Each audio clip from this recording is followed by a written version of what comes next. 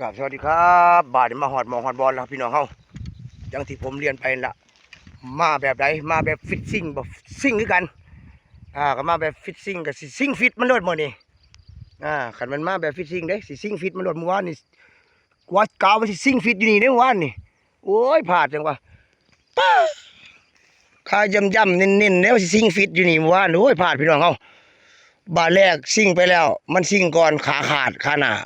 บาทสองมันซิ่งผมซิ่งคือกันมันซิ่งปลาผมซิ่งปลาบาทสองครับอยู่นี่โอ้โหว่าสิซิ่งฟิตจังหน่อยครับพลาดบริทรงโดนหน้ามือนี่มาใหม่เด้สด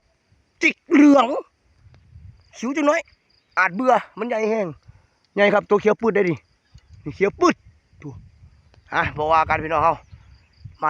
าตรฐานนั่นเลยมาตรฐานครับผมแต่ว่าอย่างไงก็มาตรฐานเบ็ดล่าวนะก็เป็นล่าวนะครับผมผุนเบ็ดเนี่ยนะเนี่ยร้อนเบ็ดละกักซากันนะของข้าเจ้าครับผมของข้าเจ้าของลูกสมุนผุนจะได้2 โลกว่าว่างันนี่ได้สั่งข้าเจ้ามากูออกอยู่เพราะว่าสนามเนี่ยมันเป็นสนามกระบี่เส้นกระบี่ครับผมกับผานี่ก็ลูกโลกก็ยิ่งอยู่ตัวจะยิ่งมั่วซั่วครับผมเส้นนั่นมันขึ้นในพระโดนะอย่ามั่วเขาต้องเอามั่นใจนะครับเนาะพี่น้องเขาเอามั่นใจจังน้อยบ่ถือก็บ่ว่ากันดอกครับผมบ่ถือก็บ่ว่ากันแต่ว่ากันปลาหมึกนี่ผมอยากเน้นนี่เด้อปลาหมึกนี่มันมีใหญ่อยู่นี่แต่กันผู้ใดสิยิงตัวใหญ่ให้ขึ้นกะครับผมนั่นคือว่าผม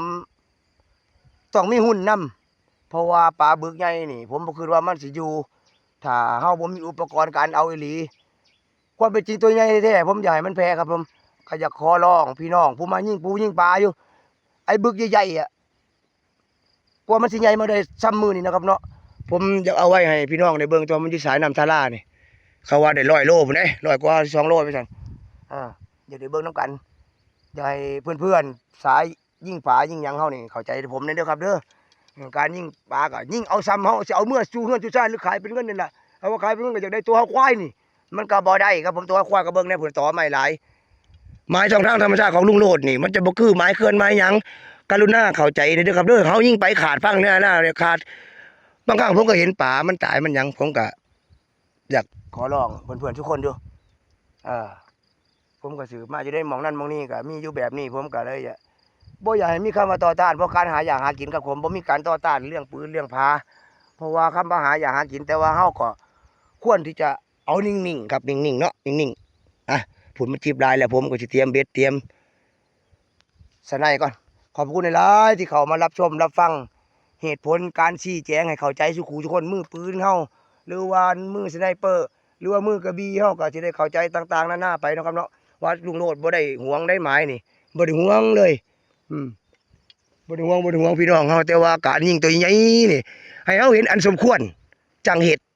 นะครับเนาะเพราะผมก็อุตส่าห์เลี้ยงมันมาดูแลมันมาโดนมันเคียงคู่มาตลอดเด้จนมันแพร่หลายตัวอยู่รุ่นบิ๊กเนี่ยบ่ค่อยขึ้นเพราะว่ามีเด็กน้อยซุ่มอยู่หั่นตาพายนั่นผมก็เตือนไว้แล้วว่าอย่ามั่วถ้ามั่วเกิดการเจ็บปุ๊บนี่มันก็สิเจ็บปวดทรมานนะครับเนาะมันก็สิสูญเสียไปหลายอย่างผมก็เลยอยากให้เข้าใจว่าสูญเสียหลายอย่างเนี่ยมันไม่ใช่เรื่องดีนะครับพี่น้องเฮาซ้ำนี้ก่อนนะครับเนาะเว้าหลายใหญ่ฮะคุณว่าเดี๋ยวย่านหมู่ย่านพี่น้องสั่งเว้าหลายก็ได้ได้สิว่าห่วงปู่ห่วงปลาโอ้ยบ่ห่วงเอาไปรถก็ได้ถ้ามีปัญญานะครับเด้อมีปัญญาได้แต่ว่าเฮาต้องเบิ่งคือว่าล่ะมันจะเอาได้ไหมจะเจ็บทิ้งไหมตายทิ้งตายเสียเปล่ามันจะเป็นการสูญเสียมากกว่าครับผมนั่นจิบเลยนะพะโดนะครับผมนี่นะพี่น้องเดี๋ยวผมตีเลยโอเคตามไปเลยครับ